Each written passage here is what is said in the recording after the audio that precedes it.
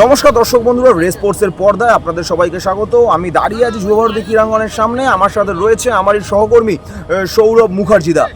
সৌরভদা, খেলা হলো, খেলা জমলো, দুর্দান্ত ডার্বি হলো, কিন্তু ফলাফল 1-1, অর্থাৎ কেউই কিন্তু জয়ের হাসি গায়ে মেখে মাঠ ছাড়তে পারলো না। দুই দলই কিন্তু 1-1 সমতায় খেলা শেষ করলো এবং একটা সময় মনে হচ্ছিল যে এইবারে ডার্বিটা হয়তো দুর্দান্ত খেলা হলো, কিন্তু লেখার মতন কিছুই থাকবে না বা বলার মতন কিছুই থাকবে না, কারণ আমরা সাংবাদিকরা বলার মতন কথাই খুঁজি। সেখানে যখন মনে হচ্ছিল যে না, আর কিছু করার নেই, সব সাংবাদিকরাই একটা সময় নিজের চেয়ারটা ছেড়ে উঠে দাঁড়িয়েছিল যে এবার একটুখানি অন্য কিছু নিয়ে ভাবনা চিন্তা করতে হবে যে কী লিখবো। সেই সময় হঠাৎ দেখা গেল যে এডমুন্ড একটা বল পেলো, সেটাও মিগুয়েলের থ্রু থেকে, এবং সেই বলটা অপ্রতিরোধ্য, আমি কথাটা আবার ব্যবহার করছি, অপ্রতিরোধ্য বা পাঁচিল হয়ে ওঠা বিশাল কায়েতের পাশ থেকে কিন্তু দুর্দান্ত ফিনিশ, এবং ফিনিশ করার পর এডমুন্ডকে যে সেলিব্রেশন করতে দেখা গেল, তার থেকে হয়তো বেশি চোখে পড়লো অস্কার ব্রুজনের সেলিব্রেশন। এবং আমার মনে পড়ে না যে আইএসএল এর মঞ্চে ইস্টবেঙ্গলের কোনো কোচ ডার্বিতে এইরকম সেলিব্রেশন করেছে বলে। অস্কার ব্রুজন তো গিয়ে পারে লাফিয়ে কাঁধে টাঁধে উঠে গেলেন, এবং সেখানে দেখা গেলো একটা বিশাল সেলিব্রেশন। ইস্টবেঙ্গল হয়তো ভেবেছিল যে লিগটা তারা জিতে গেছে, কিন্তু ওই ছোটো গল্পের মতন শেষ হয়েও হইল না শেষের ব্যাপার।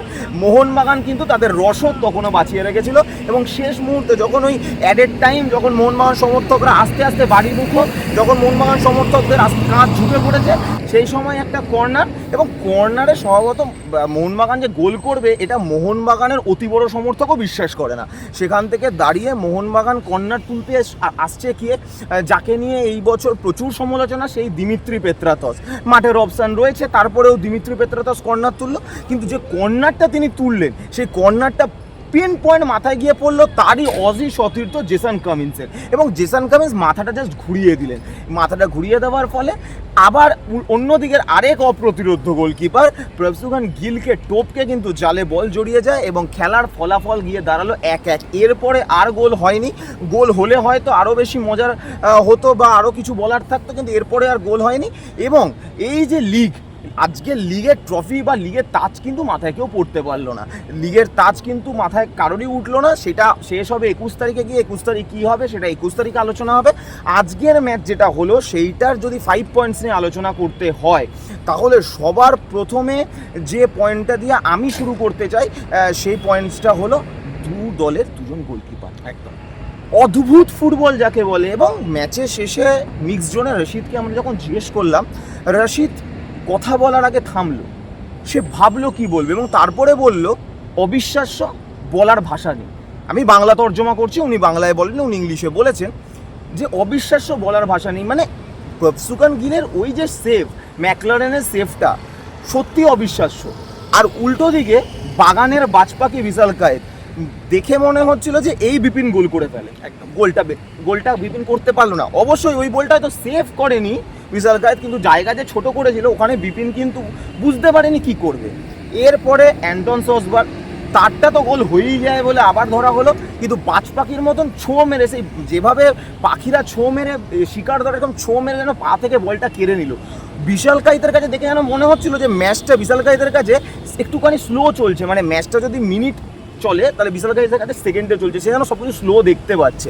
যেভাবে সেভ করলো মিগুয়েলের বলটা, সেটাও তো দুর্দান্ত। একটু বলো দুজন গোলকিপারের কন্ট্রিবিউশন আছে। দেখো অর্পণ, ইতিমধ্যেই তুমি মোটামুটি বলে দিয়েছো যে আজকের ম্যাচ কারা বাঁচিয়েছে। যদি অপেক্ষা 21 তারিখ পর্যন্ত দীর্ঘায়িত হয়ে থাকে লিগ জয়ের অপেক্ষা, তার মূল কাণ্ডারি কিন্তু দুই দলের দুদিকের গোলকিপার। একদম। আজকে যখন ম্যাচ শেষ হলো, প্রভসুখান সিং গিল কোথাও মনে করিয়ে দিলেন এমিলিয়ানো মার্টিনেজের কথা।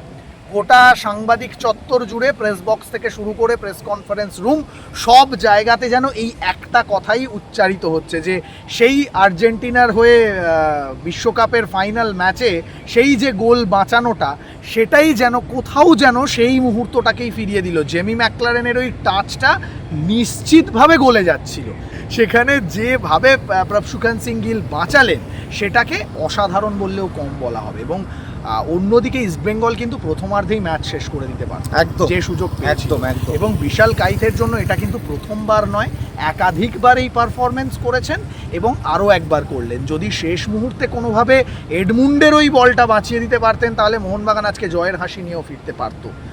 উল্টো দিকে যদি প্রভসুখান সিং গিল কামিন্সের ওই হেডটা বাঁচিয়ে দিতে পারতেন তাহলে হয়তো আজকেই শিরোপা মাথায় নিয়ে ইস্টবেঙ্গল মাঠ ছাড়তে পারতো। তো এই দুই গোলকিপারকে প্রশংসা করার ভাষা আজকে আমাদের কাছে নেই, প্রশংসা করার ভাষা দুই দলের কোচের কাছেও নেই। ফলে অবশ্যই এই দুই গোলকিপার কিন্তু আজকের ম্যাচের রং বদলে দিয়েছেন। এই দুই গোলকিপার যদি আজকে ম্যাচের রং বদলে দিয়ে থাকে তবে আজকের ম্যাচে মানে সাদা কালো ম্যাচে রং এনেছে কারা? রং এনেছে এমন দুজন যে দুজনকেই কিন্তু সুপার সাব। মানে আজকের ডার্বিটা না অদ্ভুত রকম, যেন দুই দলের জন্যই ফুটবল দেবতা যেন ঢেলে দিয়ে দিয়েছেন। মানে দেখে মনে হলো যে ফুটবল দেবতা আজকে চেয়েছিলেন যে দুই দল এমন ফুটবল খেলুক যে এখানে দুই দলকে একদম ঢেলে, মানে 50-50, কারোর জন্য ফুটবল দেবতা আলাদা করে হাত তোলেননি। আমরা কি দেখলাম? এডমুন্ড মাঠে নামলো, এডমুন্ড গোল করলো। তারপরে আমরা কি দেখলাম? সুপার সাব জেসন কামিন্স কার পাস থেকে গোল করছে, অ্যাসিস্ট কে করছে? অ্যাসিস্ট করছে হলো দিমিত্রি পেথারোদোস, তিনিও পরে নামছেন। তাহলে এই যে সুপার সাব, আজকে সুপার সাবটা তো ফ্যাক্টর একদম। তো দেখো অর্পণ, এই যে কথাটা তুমি বললে না যে ফুটবল দেবতা কোথাও আজকে দুটো দলকে সমানভাবে ভাগ করে দিয়েছে, আমরা এরকম ডার্বি লাস্ট কবে দেখেছি আমার মনে পড়ছে না। অবশ্যই যে ডার্বিতে কোনো একটা দল আধিপত্য দেখালো না। যদি আমরা শেষ কয়েকটা ডার্বি দেখি, কোনো ডার্বিতে ইস্টবেঙ্গল আধিপত্য দেখিয়েছে, কোনো ডার্বিতে মোহনবাগান আধিপত্য দেখিয়েছে, এবং আইএসএল ডার্বিতে ইস্টবেঙ্গল আধিপত্য দেখিয়েছে। এটা মনে করে বলা খুব কঠিন। মোহনবাগানই মূলত আধিপত্য দেখায়। কিন্তু আজকে ম্যাচের ভাগ্য যেন পেন্ডুলামের মতো দুলছিল। একদম প্রথম 10 মিনিট দেখে মনে হলো মোহনবাগান ম্যাচ বের করে নেবে, কিন্তু সেই 10 মিনিট, 15 মিনিট, 20 মিনিট ম্যাচ অতিক্রম হলো, ইস্টবেঙ্গল ম্যাচের হাল ধরলো। আবার যেন যখন 40 থেকে 45 মিনিট ম্যাচ গড়াচ্ছে, মোহনবাগানের ম্যাচে ফেরার চেষ্টা। দ্বিতীয়ার্ধেও সেই একইভাবে ম্যাচটা সমানে পেন্ডুলামের মতোই দুলে গেল এবং ফলাফলটাও সেই কথাই বলছে, 1-1 গোলে শেষ হলো। সত্যি তোমার কথার সঙ্গে আমি সহমত। দুজন সুপার সাব আজকে ম্যাচের ভাগ্য বদলে দিয়েছে এবং তারা কিন্তু আজকে ম্যাচের অলিখিত নায়ক বলা যেতে পারে। হয়তো লেখা থাকবে প্রভসুখান সিং গিল এবং বিশাল কাইতের কথা, কিন্তু এডমান্ড এবং কামিন্সের কথা যদি না লেখা থাকে, তারা অলিখিত নায়ক হয়ে থাকবেন হয়তো। কিন্তু আজকের ডার্বির এই ফলাফলের পিছনে এবং এই যে শিরোপা জয়ের অপেক্ষা দীর্ঘায়িত হলো, তার পিছনে এই দুই ফুটবলারের অবশ্যই অবদান রয়েছে। আলাদা করে যদি বলতে হয়, দেখো এডমুন্ড ইস্টবেঙ্গলের এমন একজন ফুটবলার যিনি যে কোনো মুহূর্তে গোল করার মতো শৈলী তার পায়ে রয়েছে, এবং আজকে যে সুযোগটা পেয়েছিলেন সেটা বলা যেতে পারে হাফ চান্স। সেই হাফ চান্সকে কিন্তু নিজের মুন্সিয়ানা দিয়ে বিশাল কাইতকে তিনি ডাবল মাইন্ডেড করে দিয়েছেন যে তিনি ফার্স্ট পোস্টে ঠেলবেন না সেকেন্ড পোস্টে। একদম এই ডাবল মাইন্ডেড করে দেওয়ার পরেই কিন্তু তিনি বিশাল কাইতকে পরাস্ত করেছেন। ঠিক অন্যদিকে জেসন কামিন্স, যিনি বোধহয় যদি এরিয়াল বল থাকে 100টা বলের মধ্যে একটা বলে হেড করতে ওঠেন, 99টা বলে তিনি হেড করার জন্য যান না, সেকেন্ড বলের অপেক্ষা করে। একদম একদম সেই জেসন কামিন্স আজকে হেড করতে গেলেন এবং নিখুঁতভাবে মাথা ছোঁয়ালেন। তো অনেক সময় এই জিনিসটা হয়ে থাকে, এমন ফুটবলার যিনি বেঞ্চে বসে থাকেন তিনি ঠিক সময় নেমে নিজের কাজটা করে দিয়ে চলে যান। আজকে দুই সুপার সাব কিন্তু সেটাই করেছে। এবং আমি তোমাকে একটা কথা বলছি, এটা অদ্ভুত দৃশ্য দেখলাম, জানো তো? ডার্বি মানে আমরা জানি দুই দলের মধ্যে প্রচণ্ড একটা লড়াই, সেখানে দুই দল আমরা দেখেছি ডার্বির শেষেও কথা কাটাকাটি, মারামারি। আজকে মানে খেলাটা এমন একটা জায়গায় চলে গেছিল যে সেইখানে দেখলাম যখন শেষ বাঁশি বাজলো, জেসন কামিন্সই হয়তো, আমি যদি খুব ভুল না হই, বসে পড়লো এবং তার সামনে বসে রয়েছে কে? প্রভসুখান গিল। এবং তারপরে কিছুক্ষণ বাদে দেখছি প্রভসুখান গিল উঠে গিয়ে জেসন কামিন্সকে ওই বসা অবস্থাতেই তাকে জড়িয়ে ধরেছে। মানে তারা মানে আজকের ডার্বিটা এমন পর্যায়ে গেছিলো যে দুটো দলই মনে হলো যে তারা অনেক কিছু জিতে নিয়েছে। হয়তো কেউই জেতেনি, কিন্তু তারপরেও আজকে ডার্বি দেখে মনে হলো তারা অনেক কিছু জিতে নিয়েছে। দুটো তো আলোচনা করলাম পয়েন্ট নিয়ে, এবার একটু ইন্ডিভিজুয়াল পয়েন্ট নিয়ে আসতেই হবে, কারণ ডার্বি মানেই তো হিরো তৈরি করে। একদম সেইখানে ইন্ডিভিজুয়াল পয়েন্টে যদি আসতে হয়, সবার প্রথমে আমি একটা কথা না আজকে এখানে না বলে থাকতে পারছি না, যে ভারতে অনেকেই বলে যে ভারতীয় প্লেয়ারদের থেকে বিদেশি প্লেয়াররা নাকি তফাৎ করে দেয়। ভারতীয় প্লেয়ার হিসাবে যে একজন বিদেশি প্লেয়ারকে মানে আটকে দেওয়া যায়, পকেটে পুরে দেওয়া যায়, এই কথাটা হয়তো বলবো না, কিন্তু আটকে দেওয়া যায়, তাও আবার কি পুরো ফিট নয়, হাফ ফিট একজন ভারতীয় প্লেয়ার যে একজন বিদেশি প্লেয়ারকে আটকে দিতে পারে, সেটা কিন্তু আজকে মাঠে দেখিয়ে গেলেন আপুইয়া। তিনি আজকে যতক্ষণ তিনি মাঠে ছিলেন ততক্ষণ কিন্তু মিগুয়েল সত্যিকারের বল পায়ে নিয়ে নাড়াচাড়া করেছেন ঠিকই, কিন্তু বলকে নিশানায় বাড়ানো বা বল নিয়ে এগিয়ে যাওয়া, বলকে সঠিক জায়গায় পাস করা, সেটা করতে পারেননি। আপুইয়া উঠে যাবার পরেই কিন্তু মিগুয়েল ওই থ্রুটা দিল, এবং ওই যে শটটা সেটাও কিন্তু আপুইয়া উঠে যাবার পরেই, আমি যদি খুব ভুল না হয়ে থাকি। অর্থাৎ আপুইয়া কিন্তু আজকে মিগুয়েলকে আটকে দিল। মিগুয়েল এই মুহূর্তে হয়তো ভারতবর্ষে খেলা সবচেয়ে বড় টপ ব্রাজিলিয়ান বলতে গেলে, সেখানে আপুইয়া আটকে দিল। কি বলবে? দেখো, আপুইয়াকে নিয়ে যত কথা বলা হবে ততই কম বলা হবে। আমরা জবে থেকে আপুইয়া মোহনবাগান জার্সি গায়ে খেলছে তখন থেকে আমরা বিভিন্ন প্রতিবেদনে বিভিন্ন সময় বলে এসেছি, আপুইয়া এমন একজন মিডফিল্ডার যিনি কোনো অংশে কোনো বিদেশি মিডফিল্ডারের থেকে কম নয়, এবং সেই আপুইয়ার ভরসাতেই যত মোহনবাগান কোচ এসেছেন আপুইয়া থাকাকালীন, তারা কিন্তু বিদেশি মিডফিল্ডার ছাড়া দল গঠন করেছে। এবং লোবেরা হোক, হোসে মলিনা হোক, অথবা ওয়ান ফেরান্দো হোক, তারা সকলেই কিন্তু এই ভারতীয় মিডফিল্ডারদের দিয়ে দল গঠন করার সাহস দেখিয়েছেন শুধুমাত্র আপুইয়ার জন্য। এবং তুমি একটা কথা বললে না অর্পণ, যে হাফ ফিট আপুইয়া, এই আপুইয়া যদি 100% ফিট হতেন তাহলে আজকে মিগুয়েল ওই থ্রু বলটা বাড়াতে পারতেন কিনা সেটা নিয়ে কিন্তু কোচ অস্কার বুজোরও সন্দেহ থেকে যাবে। অবশ্যই, কারণ আপুইয়াকে আমরা যতবার 100% ফিট অবস্থায় দেখেছি, তিনি কিন্তু মাঝ মাঠে কোনো প্লেয়ারকে 1 ইঞ্চি জমি ছাড়েন না।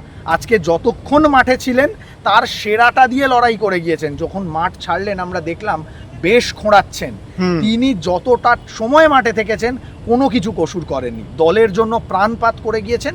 যে সময় তিনি মাঠে ছিলেন না সেই সময় তার হাতে আর অস্ত্র নেই, আর সেই সময় কিন্তু মিগুয়েল বেরিয়ে গিয়েছেন। তবে যদি আপুইয়া মোহনবাগানের হয়ে শেষ ম্যাচটা খেলতে না পারেন সেটা কিন্তু অবশ্যই চিন্তার কারণ হবে। আর ঠিক এই কারণেই কিন্তু গত কয়েকটা অনুশীলনে বারবার আমরা যেটা বলছিলাম যে সার্জিও লোবেরা চাইছেন যে কোনো প্রকারে আপুইয়াকে মাঠে, একদম তার কেন চাইছিলেন সেটা আজকে প্রমাণ হয়ে গেল। তো আপুইয়া অবশ্যই লোবেরা আবারও চাইবেন যে শেষ ম্যাচে স্পোর্টিং দিল্লির বিরুদ্ধে আপুইয়া যেন মাঠে থাকে।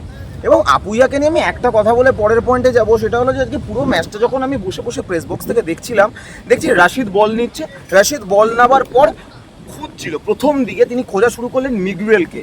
প্রথম প্রায় 25 থেকে 30 মিনিট অবধি তিনি মিগুয়েলকে যতবার খুঁজে বল পাস করছেন, দেখছেন মাঝখান থেকে কোথা থেকে আপুইয়া এসে বলটা স্ন্যাচ করে নিচ্ছে। এবং তারপরে না রাশিদ আর মিগুয়েলকে খোঁজাই বন্ধ করে দিল। সে হয় বড় বল বানানো শুরু করলো, না হলে বিষ্ণুকে দেখা শুরু করলো। মানে ওই মাঝ মাঠে মিগুয়েল এবং রাশিদের যে কম্বিনেশন ভেবে এসেছিল তারা, সেটা আপুইয়া একদম শেষ করে দিয়েছিল। এবং আপুইয়া যেন গন্ধ পায় যে বলটা কোন দিকে যাবে, সে একদম সেই জায়গায় গিয়ে দাঁড়িয়ে পড়ে। তবে আপুইয়াকে নিয়ে তো কথা হলো, আজকে ম্যাচ ড্র, এখনো অবধি আমরা জানি না লিগ কে জিতবে, কিন্তু কোথাও গিয়ে আমার আজকে মনে হচ্ছে যে কোথাও গিয়ে মুকুট কিন্তু হারালো একজন। আজকে কিন্তু একজন মুকুট হারালো, সেই মুকুটটা হারালো মোহনবাগানের ডিফেন্ডার আলবার্তো রদ্রিগেজকে সবাই ডন বলে। তার মাথায় এমন একটা মুকুট রয়েছে যে সে সেরা ডিফেন্ডার এই মুহূর্তে, তাকে এই মুহূর্তে আইএসএল এর সেরা ডিফেন্ডার বলা হয়, তাকে ডন বলা হয়। কোথাও গিয়ে সেই মুকুটটা মনে হলো আজকে কেড়ে নিল কেভিন সিভিলে।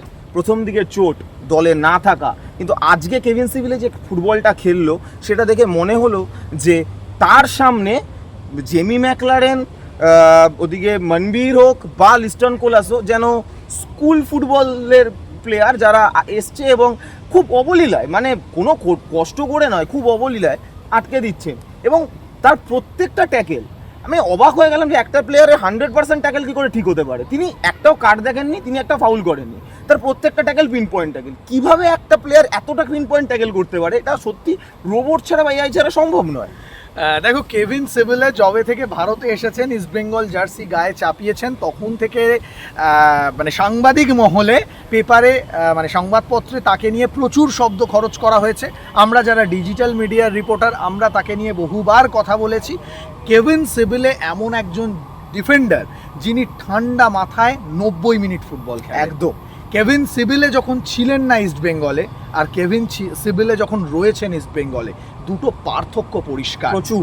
আজকে যদি কেভিন সিভিলে না থাকতেন তাহলে কিন্তু জেমি ম্যাকলারেন বা দিমিত্রি পেট্রাতোসদের গোল করতে এত পরিশ্রম করতে হতো না। এটা কিন্তু একদম সত্যি। যতবার জেমি ম্যাকলারেন বক্সের মধ্যে ঢুকেছেন ততবার তাকে মার্ক করেছে এবং বল কাটতে দেয়নি। একদম কেড়ে নিয়েছে, বল কেড়ে নিয়েছে। মানে জেমি ম্যাকলারেনকে বল কাটতে দেয়নি কেভিন সিভিলের কাছ থেকে।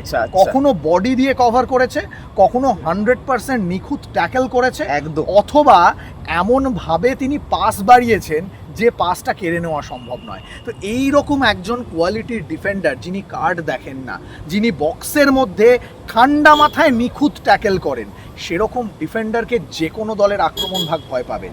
এবং অবশ্যই। তুমি যদি একটু মনে করে দেখো অর্পণ, সম্ভবত আইএসএল এর শুরুর দিকের একটা প্রেস কনফারেন্সে এই জেমি ম্যাকলারেন নাম না করেই কেভিন সিবিলেকে সমীহ করার কথা বলেছিলেন। হ্যাঁ, আমেরিকান ডিফেন্ডাররা ভারতীয় ফুটবলে আসার পর আমাদের কাজ কঠিন হয়ে গেছে। একদম সেটা যে কতটা সত্যি তা প্রমাণ হলো আজকের ম্যাচে। ঠিক।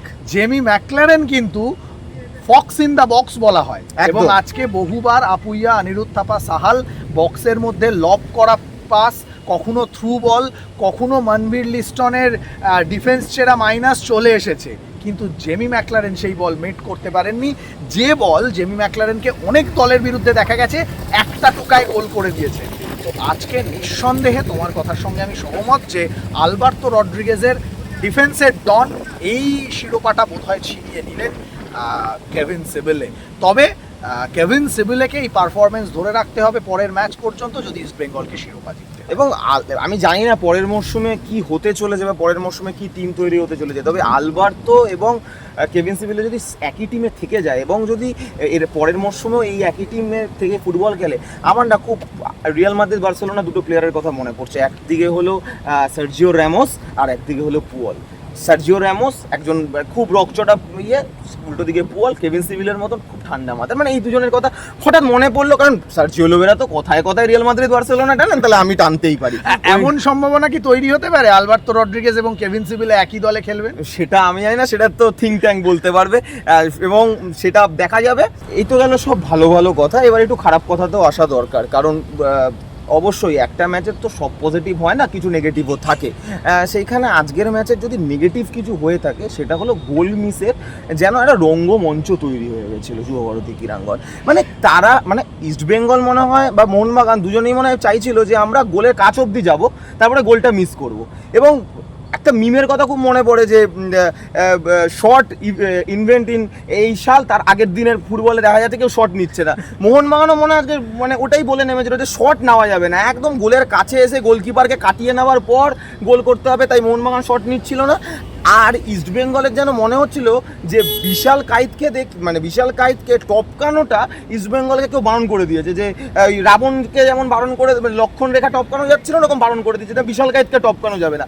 একা পেয়েছে বিষ্ণু, একা পেয়েছে বিপিন, একা পাচ্ছে তো অ্যান্টন সোসবার্গের বল বারে লাগছে, কিন্তু কেউই যেন বিশাল কাইতকে আর টপকাতে পারছে না। লাস্টে বিশাল কাইতকে টপকানোর জন্য এডমুনকে তাই জন্য নামানো হয়েছে। তো এই যে গোল মিসের যে একটা রঙ্গমঞ্চ তৈরি হয়েছিল, সেটা নিয়ে কি বলবে? আমার আজকে ম্যাচটা দেখতে দেখতে খুব স্প্যানিশ ফুটবলের কথা মনে পড়ছিল। দুই দলের কোচ স্প্যানিশ, পারফরমেন্সের দিক দিয়ে বলছি না, গোল মিসের দিক দিয়ে নয়, যেভাবে গোল মিস করা হলো। যদি স্প্যানিশ ফুটবল দেখো, আমরা দেখি স্প্যানিশ কোচেদের একটা স্ট্র্যাটেজি থাকে, বক্সের বাইরে থেকে শট নেওয়া যাবে না। ঠিক, যতক্ষণ পর্যন্ত তোমার কাছে পাস করার জায়গা আছে তুমি পাস করে যাও, যখন তোমার গোলটা 100% থেকে বেশি নিশ্চিত তখন তুমি গোলে বল ঠেলবে। আজকে মোহনবাগান ইস্টবেঙ্গল ফুটবলাররা সেই শপথ বাক্য পাঠ করে নেমেছিল যে আমরা বক্সের বাইরে থেকে শট নেব না, বক্সের ভেতরে গিয়ে যতক্ষণ না নিশ্চিত হচ্ছি 100% যে এই বলটা গোল হবে ততক্ষণ বল জালে ঠেলবো। একদম সেইটা করতে গিয়ে আজকে মোহনবাগান এবং ইস্টবেঙ্গল পাল্লা দিয়ে গোল মিস করলো। শুরুতে যদি বিপিন গোল করে ফেলতে পারতো, তাহলে প্রথমার্ধে ইস্টবেঙ্গল আজকে ম্যাচ সিল করে ট্রফি নিয়ে বাড়ি চলে যেতে পারতো, বিপিন এবং সসবার্গ। এবং অন্যদিকে মোহনবাগান, সাহাল আব্দুল সামাদ প্রথমে একদম ম্যাচ শুরুর প্রথম 10 মিনিট, আমার সময়টা এক্স্যাক্টলি মনে পড়ছে না, 8 মিনিটে সুভাশিস বোসের একটি মাইনাস করা বল বক্সের মধ্যে পেয়েছে, বলটা রিসিভ করতে পারেননি। যদি রিসিভ করতে পারতেন অব্যর্থ শট নিতে পারতেন গোলে, তো বলটা রিসিভ করলেন নিজের বডি থেকে এত দূরে, বলটা বেরিয়ে গেল। বা তারপরেও আমরা দেখে গিয়েছি যে তো আবার ফাঁকা বল, ওই তো গোলকিপার সামনে সাহাল একা বল রিসিভ করতে পারলো না। আপুইয়া বক্সের সামনে থেকে এমন একটা সহজ বল উড়িয়ে দিলেন বারের ওপর দিয়ে, যেটা দেখে একেবারে নবিশ মনে হলো। তো এই জায়গাগুলো আমার মনে হয় গোটা মরশুম ধরে এই দুটো দলকে ভুগিয়েছে, শুধু আজকের ম্যাচ বলে নয়। দেখো, একটা ডার্বির জন্য একটা কথা প্রচলিত আছে যে ডার্বির মতো বড় ম্যাচে হাফ চান্সকে কনভার্ট করতে হয়, না হলে ভুগতে হয়। আজকে কিন্তু সেই কারণেই লাল হলুদ ব্রিগেড এবং সবুজ মেরুন ব্রিগেডকে ভুগতে হলো, কারণ হাফ চান্সকে তারা 100%-এ কনভার্ট করতে পারলো না। ঠিক। যদি পারতো তাহলে ম্যাচটা বোধহয় ওই কামিন্সের গোল পর্যন্ত গড়াতো না, সেটা যে কোনো দলের ভাগ্যে যেতে পারতো ম্যাচটা। কিন্তু এই নিয়ে গোটা মরশুম জুড়ে প্রশ্ন উঠেছে কোচেদের কাছে, দুই কোচের কাছেই সমানভাবে। সার্জিও লোবেরার কাছে প্রশ্ন গেছে, সমানভাবে অস্কার ব্রুজোর কাছে গেছে, কিন্তু দুই কোচ খুব সন্তর্পণে এই প্রশ্নগুলো এড়িয়ে গিয়েছেন। বারবার একটাই যুক্তি উঠে এসেছে যে আমরা সুযোগ তৈরি করছি মানে আমরা ইতিবাচক ফুটবল খেলছি। কিন্তু সে মরশুম শেষে এসে দেখা যাচ্ছে ইতিবাচক ফুটবল দিয়ে তো পয়েন্টের খাতা ভরবে না, বল জালে জড়ালে তবে তো পয়েন্টের খাতা একদম, ভরবে। একদম। তাহলে ইতিবাচক ফুটবল খেলে সুযোগ তৈরি করে যদি খালি হাতে শেষ পর্যন্ত লিগ শেষ করতে হয়, তাহলে প্রাপ্য কি রইল সেই দলের জন্য? ঠিক। শেষ ম্যাচ দুটো দলের রয়েছে। ইস্টবেঙ্গল খেলবে ইন্টারকাশির বিরুদ্ধে, মোহনবাগান খেলবে স্পোর্টিং দিল্লির বিরুদ্ধে। ইস্টবেঙ্গলের জন্য ইকুয়েশনটা খুব সহজ, ম্যাচ যেত, ট্রফি তুলে নাও। কিন্তু মোহনবাগানকে অপেক্ষা করতে হবে ইস্টবেঙ্গলের পয়েন্ট নষ্ট করার দিকে। মোহনবাগান যদি স্পোর্টিং দিল্লিকে হারায়, ইস্টবেঙ্গল যদি পয়েন্ট নষ্ট করে, তবেই কিন্তু মোহনবাগান চ্যাম্পিয়ন হবে, না হলে কিন্তু ট্রফি ধরে রাখার তকমা হারাবে সার্জিও লোবেরার দল। এক্ষেত্রে বলা যায় যে লড়াইটা কঠিন সবুজ মেরুন ব্রিগেডের জন্য। আজকে ম্যাচ শেষে অস্কার খুব মজা করে একটা কথা বলে গেলেন যে ট্রফিটা আমি হাতে ধরে ফেলেছিলাম কিন্তু হাতের পাশ কাটিয়ে চলে গেল। আচ্ছা, ঠিক তাই, এডমুন্ড যখন গোল করেছে, তুমি যে বিশেষণটা দিয়ে শুরু করলে যে কোনো ইস্টবেঙ্গল কোচকে সুদূর অতীতে মনে পড়ছে না যে আইএসএল চলাকালীন এমন সেলিব্রেশন ডার্বি ম্যাচে করতে পেরেছে বলে। একদম। যেটা আজকে অস্কার করতে পেরেছিলেন, একদম। যদিও 2 মিনিটের বেশি লিড ধরে রাখতে পারলো না ইস্টবেঙ্গল, আর সেই কারণেই ম্যাচ শেষে সেই একই সেলিব্রেশন তিনি করতে পারলেন না। আর তাই আফসোস করে বলে গেলেন যে ট্রফিটা হাতে ধরেও কোথাও হাতছাড়া হয়ে গেল, কারণ ওই জায়গা থেকে কামিন্স গোল করে দেবেন এটা বোধহয় অতি বড় মোহনবাগান সমর্থক ভাবতে পারেন, যেটা কারণ বললাম। যখন এডমুন্ড গোল করে দিয়েছে তখন অলরেডি মোহনবাগান সমর্থকরা মাঠ ছাড়তে শুরু করে দিয়েছে। যাই হোক, অনেক কথা হলো ডার্বি নিয়ে, 5 পয়েন্ট হলো, দুই দলের কোচের কথা হলো, গোলরক্ষকের কথা হলো, ফুটবলারদের কথা হলো। শেষ কথা বলবে আগামী 21 তারিখ, যেদিন লিগের শেষ ম্যাচে দুটো আলাদা ম্যাচে মাঠে নামছে ইস্টবেঙ্গল এবং মোহনবাগান। চোখ থাকবে সকলেরই, কারণ সেদিনই নির্ণায়ক ম্যাচ, সেদিনই নির্ধারিত হবে এবারের আইএসএল চ্যাম্পিয়ন কারা। অপেক্ষায় থাকুন ততদিন পর্যন্ত, অপেক্ষায় থাকলাম আমরাও। যুব ভারতী ক্রীড়াঙ্গন থেকে ক্যামেরায় শুভম মণ্ডলের সঙ্গে আমি সৌরভ মুখার্জি। আমি অর্পণ দেবনাথ, রেসপোর্টস।